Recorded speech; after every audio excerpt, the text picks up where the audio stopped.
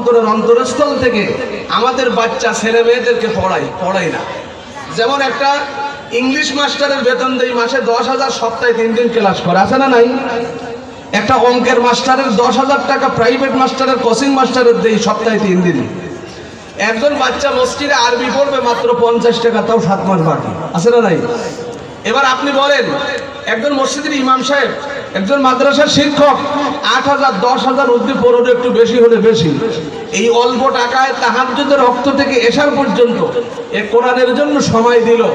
এই লোকটার নামে আল্লাহর কোরআন আর হাদিস বলছে খায়রুকুম মান তাআল্লামাল কোরআনা ওয়া আল্লামা, যে কোরআন শেখে আর অপরকে শিখায়। আসমানের নিচে জমিনের উপরে যত শিক্ষাঙ্গন আছে, যত শিক্ষার্থী আছে, এদের মতো দামি আর কেউ নয়। ঠিক না ঠিক?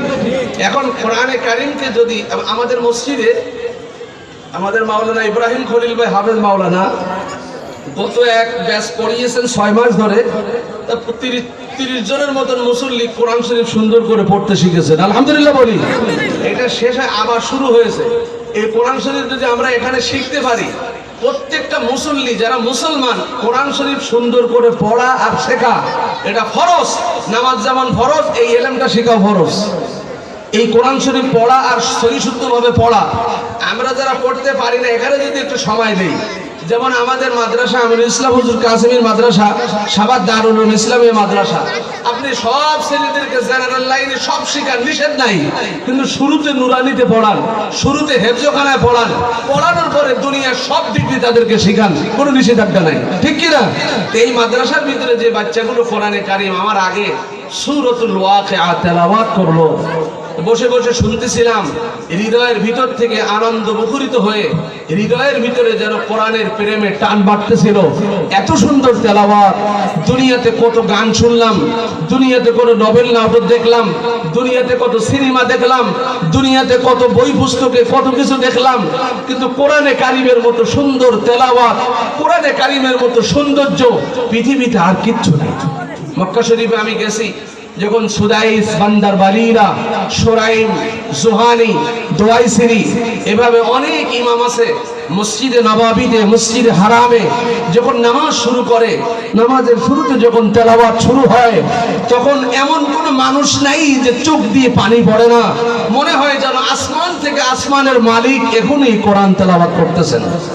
এত সুন্দরভাবে এই কোরআনে কারিম কিয়ামতের দিন সর্বপ্রথম হযরত দাউদ আলাইহিস সালামকে পড়তে বলা হবে সূরাতুল ওয়াকিআ।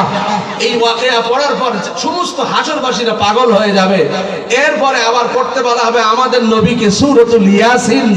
বিশ্বনবী পড়ার পর আবারও মানুষ পাগল হয়ে যাবে। এবার আল্লাহ বলবেন, ও জগতের মানুষ, ও হাসরবাসীরা, ও জান্নাতবাসীরা, যেই কোরআন তোমরা পড়েছো, যেই কোরআনের পিছনে মেহনত করেছো, যেই কোরআন রোজার মাসে তেলাওয়াত করেছো, যেই কোরআনের ওয়াজ সারা বছর শুনেছো, যেই কোরআনের ইলম আহরণ করার জন্য মাদ্রাসায় পড়েছো, ওই কোরআন আমি নাজিল করেছি। এই কোরআন দাউদ নবীর কণ্ঠে শুনে পাগল হয়ে গেছো, বিশ্ব নবীর কণ্ঠে শুনে আরো পাগল হয়েছো। এই কোরআন আমি আল্লাহর জবান থেকে শুনতে মন চায় না তোমাদের? সমস্ত জান্নাতবাসীরা বলবে, হ্যাঁ আমরা আল্লাহ আপনার কাছ থেকে শুনবো। এবার আল্লাহ সূরাতুর রহমান তেলাওয়াত করবেন। আমরা দুনিয়ার জমিনে সূরা রহমান পড়ি, আর রহমান, আল্লাহ কিয়ামতের দিন নিজে বলবেন, আনার রহমান, আমি সেই রহমান। লক্ষ লক্ষ বছর আল্লাহর তেলাওয়াত শুনে জান্নাতবাসীরা জান্নাতে বেহুশ হয়ে পড়ে যাবে। সুবহানাল্লাহ। ওই কোরআনে কারীম কতবার মসজিদে সূরা ফাতিহা পড়ি আমরা, তেলাওয়াতে পড়ি না?